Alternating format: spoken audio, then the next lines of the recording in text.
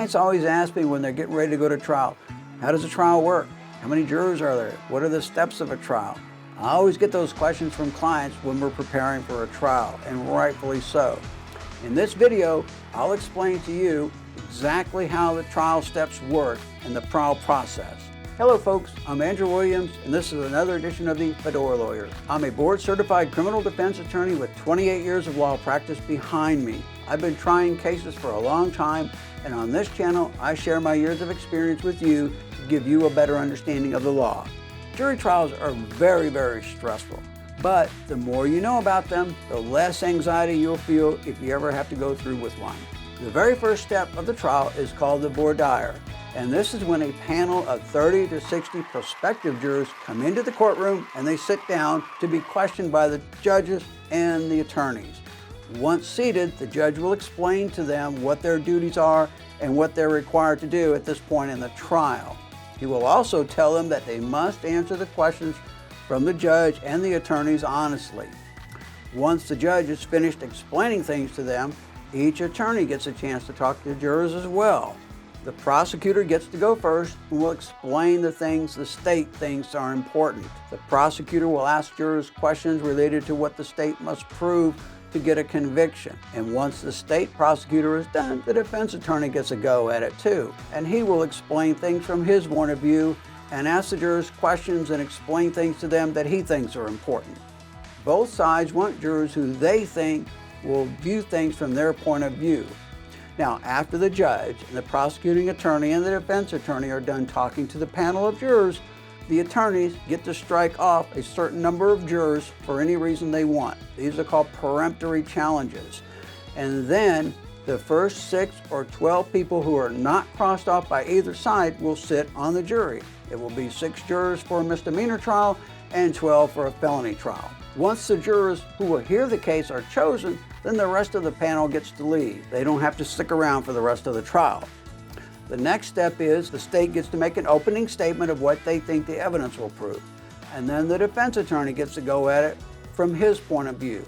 After the opening statement is done, the state begins calling witnesses to prove its case.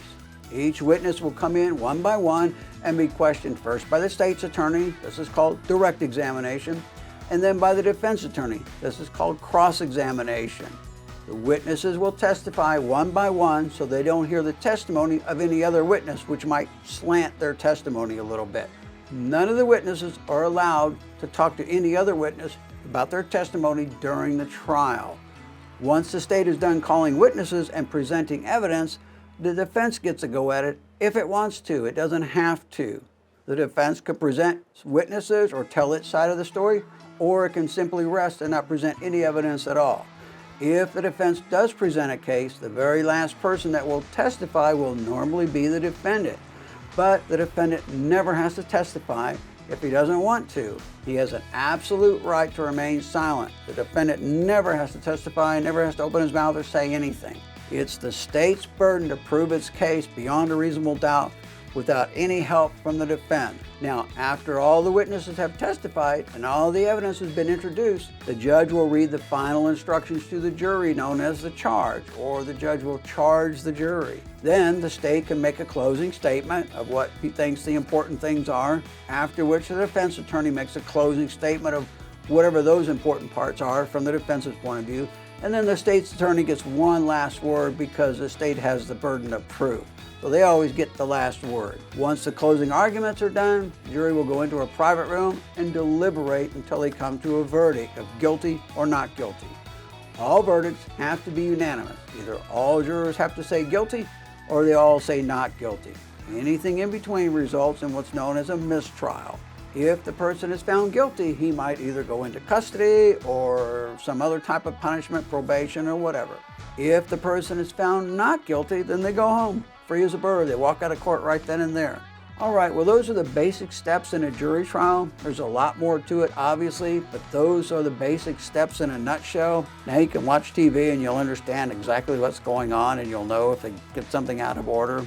All right, well, I hope this gives you a better understanding of how real jury trials work.